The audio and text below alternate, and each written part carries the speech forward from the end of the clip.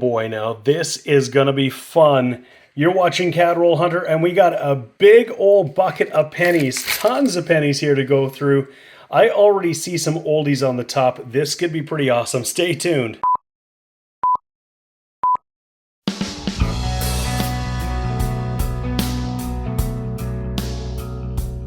Hey everybody, this is James and you're watching my channel Cat Roll Hunter. A while ago I bought a big collection of coins, and the last thing I haven't done yet is look through this big old bucket of pennies. It looks like it's all pennies. There might be some surprises in here, who knows?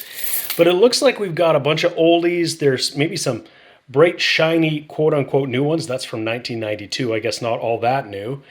But these were all part of Edgar's coin collection that I bought from Tristan, his son. He was looking for a good home for his dad's collection, and I bought that. I've looked through all sorts of things. I'll put a playlist up above here for you to catch all of the episodes of that. But this is the last thing to do, and there's really no other way to do it but to just sort of dump some of them out here on the mat and start going through them to see what we can find. We're looking for oldies, we're looking for laureate portraits, King George VI, King George V, and of course any errors or varieties. Edgar was just throwing these in the bucket anytime he saw something interesting, like probably this wheat set here. So we're gonna go through all of it and see what goodies we can find. So we can already see some oldies here. We're going to get some King George VI. That's a 1944. I saw another oldie right here. It's a damaged 1948, but there's an error, or pardon me, a variety we can look for. And another one here, a 51. This looks like it could be a wheat cent, 1942. Look at that old US coin. And, oh, there's a foreign. Looks like we got one Pfennig from Germany. This one's not all that old, 1991. And here is that bright and shiny 1992 we saw. That's a pretty nice looking coin right there. I'm going to start pulling them aside. I see some laureate portraits, 1962. There's a 1952 King George VI. Again, lots of cool stuff here. I think what I'm going to do is take all the finds. We're going to line them up on the board here. Otherwise, what I'm looking to do is separate out all of the copper. Anything from 1996 and earlier is copper, and I keep that. 97 and later is zinc or steel Canadian cents, and I roll that up and send it back. However, there are some varieties to look for. So I'm gonna get started. I'll give you some periodic updates or bring you in if we find something really cool. So I barely got started, and we are gonna have something cool in here. We got a King George V, the 1932 right here. So I suspect that this bucket really hasn't been searched or sorted since Edgar tossed everything in here. I know Tristan did do a bit of sorting with the coins, but I don't think he got to this one. So this gives me great hope that we might find some really cool stuff. That is an awesome start to this bucket. The finds are adding up here from the 30s, 40s, 50s, and 60s. I wasn't going to bring you in until I finished this first bunch. We're almost there, but check it out. We got a real oldie here on a US wheat cent. It's a 1913 from Philadelphia, and pretty slick too, but we're certainly finding some oldies in this bunch. Still in that second handful, and we've got a wheat cent from the 40s. This one has a San Francisco mint mark on it. Cool. So just finished that second pile of coins. I'm laying them all out here. I'm scoping the 1965s, the 1967s as I go along.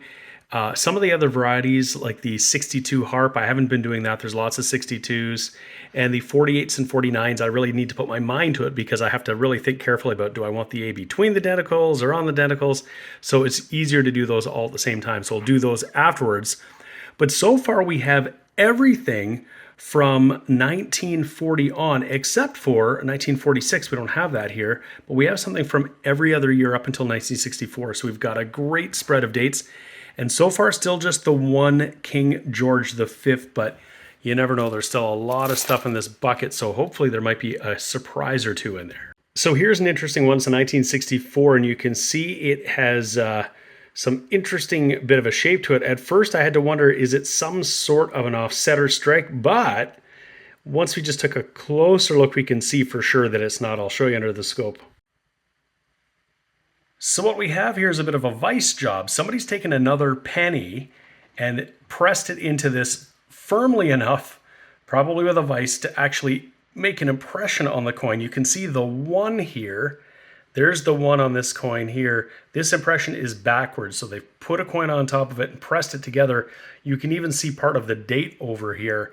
So it's just a damaged coin, nothing special about this one. Working my way through this third big pile, but I gotta bring you in to show you this guy here.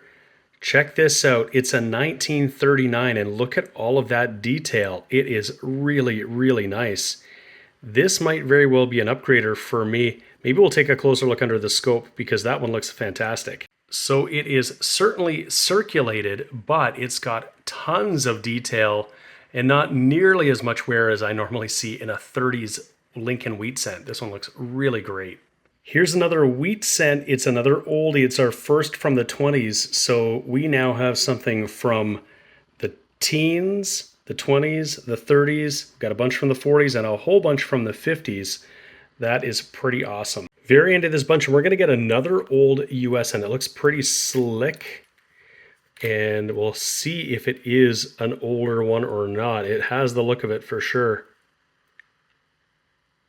And it is. It's a 1920 with a mint mark. We got to check that out. So that's a 1920 Denver. That's a bit of a lower mintage. It's under 50 million, which is pretty awesome. Very cool. Well, it keeps going and going. I think this is the 4th bunch, and we're probably still only halfway through that bucket. So we got lots to get through, and we're finding some oldies, and they're starting to stack up over here. So far, we hadn't had anything from the 30s except for this 1932 here, but we finally found our first King George VI from the 30s. It's a 1939. So it took 3/4 of that bucket to find our first 1946. It was the only year from King George VI, at least up from 1939, that we didn't have yet. So we finally got our first 1946. Well, we're going to get our second foreign of the lot here. We got another British penny, 1 penny. This one is dated 1990. So that is 2. We got a German Pfennig and a British penny. Same bundle here. We got another one. This one looks pretty bright and shiny, and it is a 1994. So we got 2 British pennies now. Have a look at that 1973. That is a beauty. Just doing a preliminary sift through these coins to see if anything stands out. I did pull out a couple of wheat cents, a really nice looking 1929 and a 1958 D. I'm scoping all the 1953s as I go along, and so far all of them have been the common no shoulder fold, and that's really characterized by this flared eye as opposed to the very slim one. Being that we found several 1953 shoulder folds in a previous video, it's likely that Edgar has already gone through them all and set them aside. So I don't know if we're going to find one, but I'm going to scope every single one anyhow, just to be sure. Well, just one more handful to go, and there's still some oldies in there. I see a King George VI, and we've reached the end of our bucket. So, wow, a lot of pennies we've gone through. So I'll finish up this pile, let you know if there's anything interesting. We haven't had any more King George V. I was kind of hoping there might be a whole bunch at the bottom here, but it doesn't look like it's going to be the case. But we've still got some varieties we can be looking for. Grabbed a 1965 here, and when we put it under the scope, we can see that we've got the pointed 5. That 5 comes really close to the stem of that maple leaf. We'll flip it over, and we'll see if we've got the large bead or the small bead. There it is. This is going to be the small bead. The large bead, this A would be pointing directly to a large bead rather than sort of between these 2 small beads. The more scarce one is the pointed 5 large bead. We'd love to see that one, but we'll take this one. The pointed 5 is very hard to come by anyhow. So just before we take a look at any of the varieties, we should just take stock of how many oldies we found. We got a King George V in the 30s in 1932, and we got a King George VI in the 30s, this one 1939. We got 79 King George VI in the 40s, and 40 of them from the 50s. And Queen Elizabeth II, we got 112 from the 1950s, and then a whole bunch in the back row here from the 1960s. So The first things we're going to check for are the 48s and 49s to see if we got the rare A pointing to identical varieties. So nothing in the 1948s, but we're going to find something in the 1949s here. This is the common one right here. This is the A pointing between denticles. I'll pull that one aside and we'll pull this next one down. And we're going to see that this is the A in Gratia pointing directly to the denticle. Just flip it over just so we can see that is the 1949. It's got some kind of paint or something on it, but it is the rare variety. And we got a few more to check. We may as well do that together that I haven't looked at yet. That's between. That's between, and one more here. That's also between, but we got one that is the 1949 pointing to the large denticle, and that's really cool.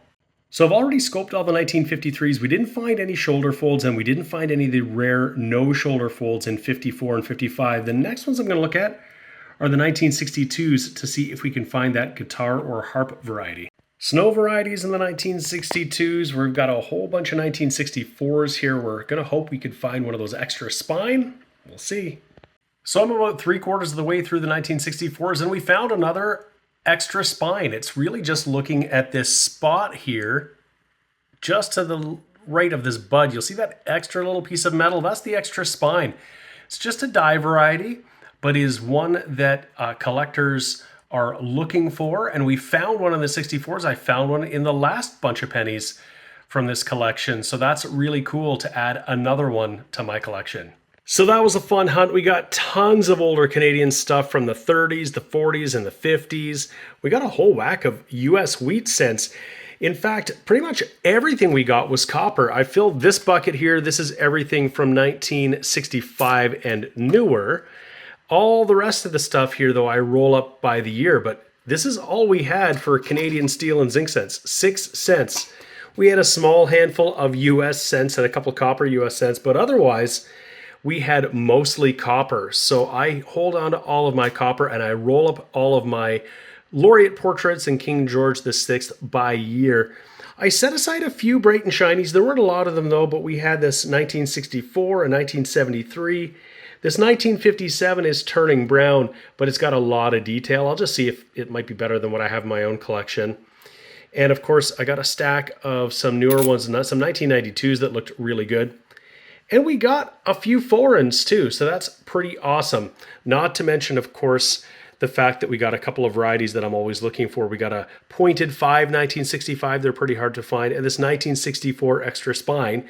If you want to know how scarce these are, I had to go through all of these 1964s just to find that one, and we might not have found one even if I had another pile like that. But anyway, that's just the way it goes. But I hope you enjoyed this video looking at a big bucket of Canadian coins, looking for older coins, looking for varieties. It was lots of fun for me. I hope it was lots of fun for you. If you haven't already subscribed to my channel, CAD Roll Hunter, hit that button and subscribe. I'd appreciate it. Hit the like button on the video too. That's the best way you can support the channel.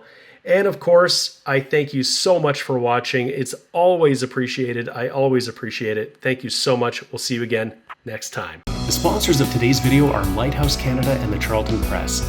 Lighthouse Canada is the leading supplier of high-quality numismatic supplies in Canada, and the Charlton Press is the leading publisher of coin and paper money catalogs and price guides for Canadian collectors.